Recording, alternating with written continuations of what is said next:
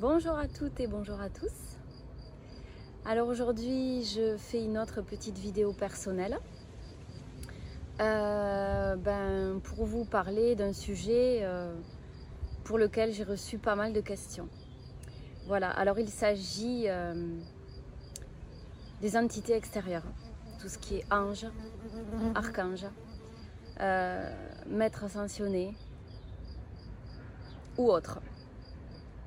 On m'a souvent demandé, faut-il se relier à ces entités, à ces égrégores-là, puisqu'effectivement ça alimente des égrégores pour la plupart du temps que l'on considère comme New Age. Voilà, et puis c'est surtout que ça va à l'encontre de la méthode où je me suis formée, entre autres. La première chose qu'on apprend, c'est qu'en fait, on ne se connecte à absolument rien d'extérieur pour retrouver notre plein pouvoir, notre souveraineté. Voilà, et c'est tout à fait logique finalement parce qu'on a la capacité. On a la capacité de nous reconnecter à qui on est. Voilà, alors par le biais de l'hypnose, bien sûr, moi et mon opératrice ou mon opérateur, nous sommes des accompagnants. On est là pour vous aider. Mais c'est vous qui faites tout seul. Voilà, on accompagne votre partie subtile à aller libérer ce qu'il y a à libérer par rapport à vos blocages, à vos problématiques, au mal-être que vous ressentez. On est vraiment là pour vous guider sur ce chemin. Voilà. Mais en aucun cas, on ne souhaite faire appel à quelque chose d'extérieur, quelque chose qui ne nous appartient pas. Voilà. Ça, c'était la première chose. Alors, la question qu'on me pose aussi très souvent, y a-t-il des entités positives? Bien sûr qu'il y en a. Il y a de tout. Dans l'éther, on trouve de tout. C'est comme dans le monde physique. D'un point de vue plus élevé, on va dire qu'il n'y a pas de bien, il n'y a pas de mal, il n'y a que des expériences. Alors effectivement, ça peut paraître choquant dans un monde 3D, quand par exemple on est face à une personne qui a commis un meurtre. De notre point de vue humain, on va se dire c'est inacceptable, c'est pas possible. On va avoir de la colère, de la tristesse, beaucoup d'incompréhension. Enfin, c'est tout à fait naturel, ce sont des sentiments humains qui sont légitimes. Mais d'un point de vue plus élevé, si on parle de plan d'incarnation, si on peut dire ça comme ça, quand on est maître de notre espace et qu'on a choisi les expériences qu'on allait vivre ici, dans la 3D, il n'y a pas de bien, il n'y a pas de mal. Ce sont des expériences destinées à évoluer, à avancer, à monter la vibration, sa vibration, celle des autres, celle de ce qui nous entoure. Voilà, c'est vraiment très large. Alors ça, c'est du point de vue, bien sûr, du plan d'incarnation et de la 3D, qu'il n'y a pas de bien, qu'il n'y a pas de mal. Mais par rapport aux entités positives dont je parlais au départ, j'ai un petit peu dévié, c'est spontané, du coup je dis ce qui me vient. Et voilà, il y en a bien sûr dans l'univers, il y a de tout bien sûr. L'univers c'est le cosmos, c'est l'éther, on l'appelle comme on veut, c'est le monde qui nous entoure en fin de compte. On l'appelle comme ça résonne pour nous. Le tout c'est de pouvoir rester souverain dans cet espace et de décider, de faire nos choix, de ne pas nous laisser contrôler ou influencer par quoi que ce soit d'extérieur. Ça c'est vraiment la base de la base et on est là justement pour vous aider à aller en ce sens. Voilà, donc oui, des êtres positifs, il y en a. La seule différence avec les êtres finalement auxquels on évite nous de nous connecter ou autre, tout simplement parce que dès l'instant où ils viennent dans notre monde, où on les appelle, ce sont des interférents. On se relie à eux, on crée un lien, on crée une dépendance, on leur donne de l'énergie. En retour, ils prennent la nôtre, parce que ce sont des entités qui existent, qui ont existé, qui existent. Que ce soit Maître Saint-Germain ou autre, Jésus, ce que vous voulez. Il y a une existence propre de cette énergie-là, et on l'alimente. Et en retour, elle prend. Et on ne sait pas à quoi on se connecte. L'égrégore de Jésus, il y a tout le monde qui peut se connecter sur cet égrégore-là. C'est une somme d'énergie. Il y a de toutes les énergies dessus. Positive, moins positive. Alors à quoi on se connecte finalement à cet égrégore? On ne sait pas ce qu'il y a dedans et puis on perd notre pouvoir finalement puisqu'on le remet à l'extérieur. Vous voyez, c'est ça que je veux dire. Alors que les entités positives, Alors souvent j'entends les Pléiadiens, les Arcturiens, est-ce qu'ils sont positifs? Les Atlantes, mais oui, bien sûr, là aussi, il y en a des positifs. Mais ceux-là, ils n'interfèrent pas dans notre vie. Ils ne cherchent pas à entrer, ils ne cherchent pas à nous contrôler. Ils ne cherchent pas à nous faire les appeler. Vous voyez la différence? C'est ça en fait. C'est vraiment ça la différence. Alors oui, il y a du bon, il y a du moins bon. Il y a des êtres positifs, des êtres négatifs. Ils ne vont pas chercher à forcément entrer en contact avec nous. Ils font ce qu'ils ont à faire, nous aussi. Bien sûr, on peut communiquer avec eux, mais il n'y a pas de contrôle, il n'y a pas d'interférence par leur biais. Voilà.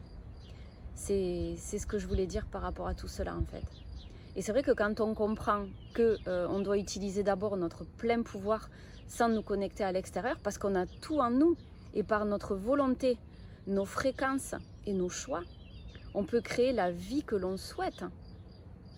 On est les créateurs de notre monde. Rien que d'imaginer le monde comme on veut le voir, on le crée dans la matière.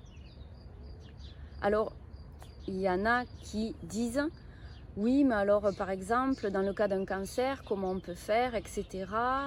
Un cancer en phase terminale, ça ne marche pas. Alors, ça marche toujours ce qu'on fait, ce vers quoi on met notre attention, ce vers quoi on dirige notre intention. La vibration que l'on crée autour de ce que l'on veut, ça marche toujours. Alors, ça ne veut pas dire qu'il y aura une guérison spontanée d'un cancer, pas forcément.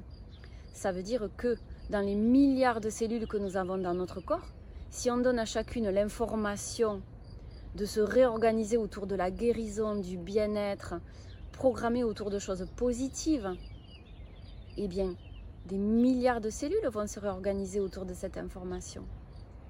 Et si l'ensemble de nos cellules de notre corps fait ceci, eh bien la guérison opérera. Après, il y a peut-être des blocages, des programmes de contrôle qui nous poussent à rester malades, à rester pas bien, à être coincés, quoi que l'on entreprenne. Il y a des personnes qui sont coincées parce qu'elles ne développent pas leur activité, parce qu'elles n'arrivent pas à obtenir de l'argent autour de ce qu'elles font, parce qu'elles en ont besoin aussi pour vivre et c'est légitime. Parfois, en hypnose, on a besoin d'aller voir s'il y a des programmes de contrôle, des entités interférentes qui ont pris le pouvoir sur notre vie. Parce que dans l'invisible, comme je disais dans ma précédente vidéo, pour les novices, c'est pas parce qu'on ne voit pas que ça n'existe pas. Dans les terres, il n'y a pas que des jolies choses. Vous avez tout ce que vous ne voyez pas, les ondes, l'air, le vent, tout ça, c'est des choses qui existent qu'on ne voit pas, mais il n'y a pas que ça. Il y a aussi des créatures indésirables. Sur un plan plus subtil, donc forcément on ne les voit pas puisque nous on est là dans la matière dense, on est dans la 3D et c'est des choses qu'on ne peut pas forcément voir.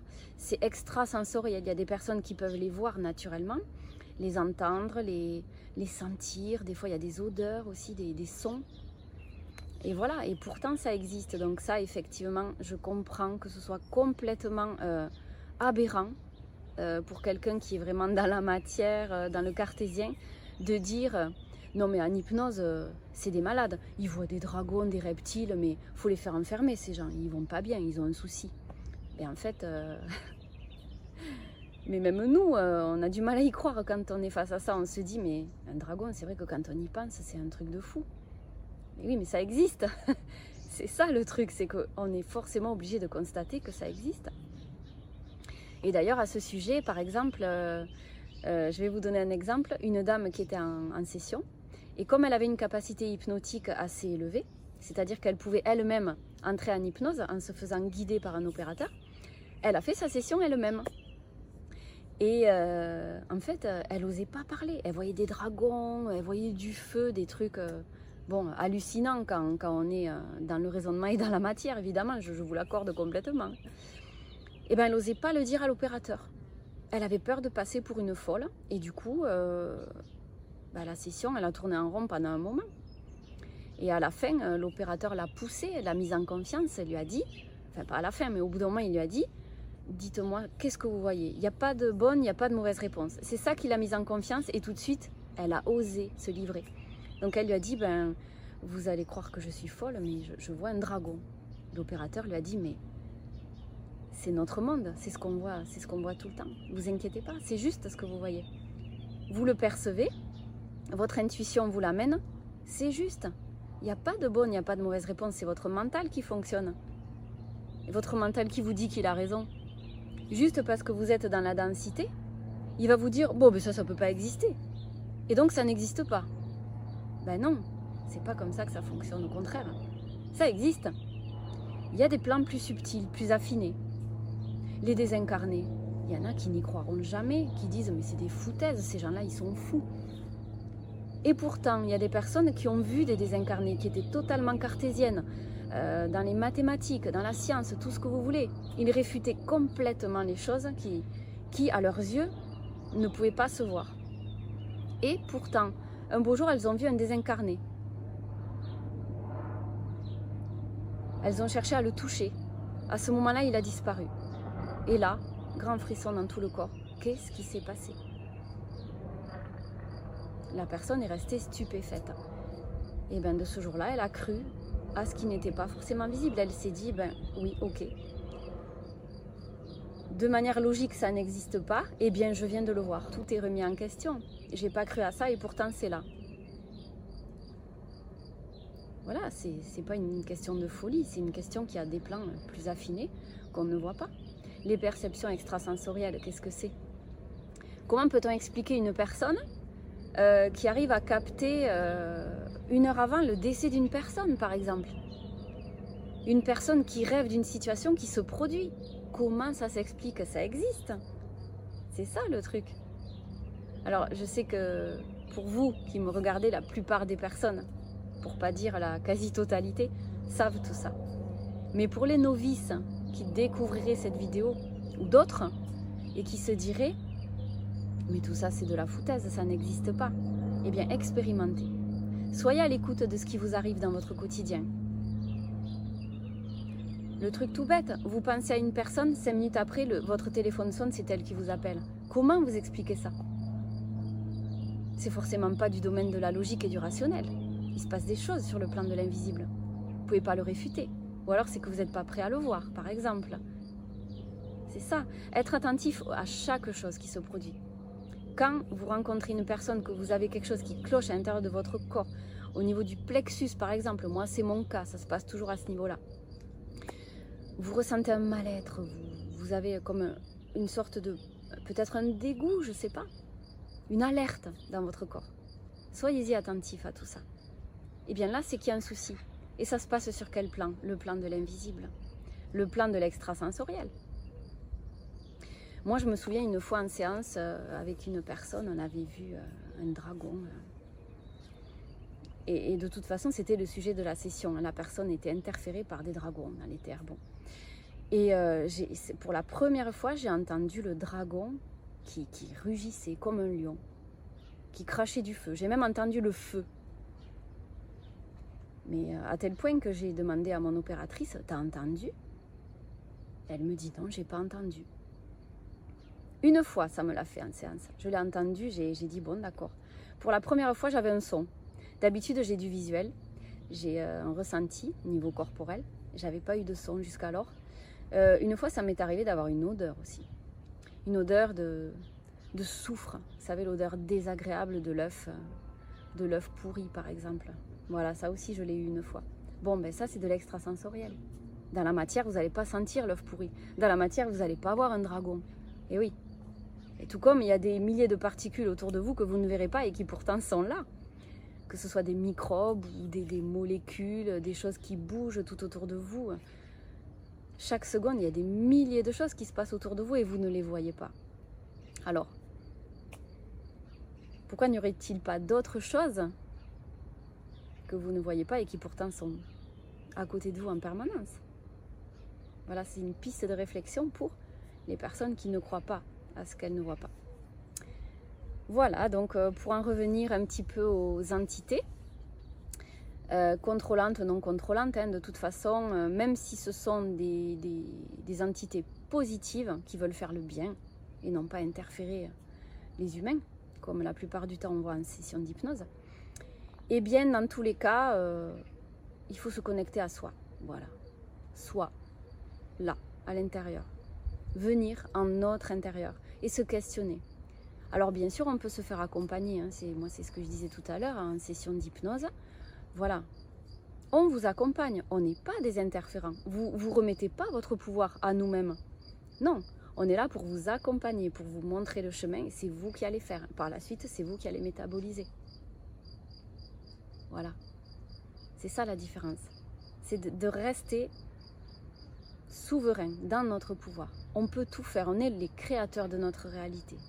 Donc pourquoi aller se connecter sur quelque chose qui est à l'extérieur? Ça n'a pas d'utilité. C'est une interférence. Voilà, et c'est ce que nous cherchons à dégager la plupart du temps en séance pour que vous puissiez retrouver votre plein pouvoir. Voilà mes amis, j'en ai fini pour aujourd'hui. Donc je reviendrai très prochainement avec d'autres sujets. Merci infiniment encore une fois pour tous vos messages adorables, bienveillants, voilà, de remerciements. Je suis vraiment ravie d'être là avec vous sur votre chemin pour vous accompagner. Et je serai toujours présente, voilà, pour vous aider, vous répondre. Et voilà, vous m'avez soumis pas mal de sujets pour des enquêtes futures. J'en tiens compte, c'est promis, j'ai tout noté. Seulement, on a tellement de sujets qu'on voudrait aborder qu'on ne sait des fois plus par quoi commencer. Mais on essaiera de faire le tour de tous les sujets que vous m'avez proposés.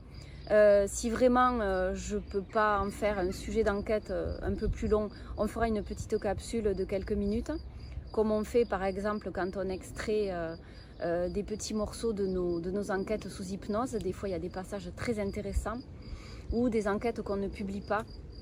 On garde des petits morceaux, voilà, et on publie ce qui peut vous parler justement pour vous. On fait attention à tout ce qui peut être intéressant, tout ce qui peut répondre à vos questions. Voilà. Donc, mes amis, je vous souhaite une très belle journée. Merci pour votre fidélité, merci pour votre bienveillance. On est très fiers d'être à vos côtés, de vous accompagner. On espère que ça durera indéfiniment. Voilà, je vous souhaite une belle journée. Je vous dis à très bientôt. Au revoir.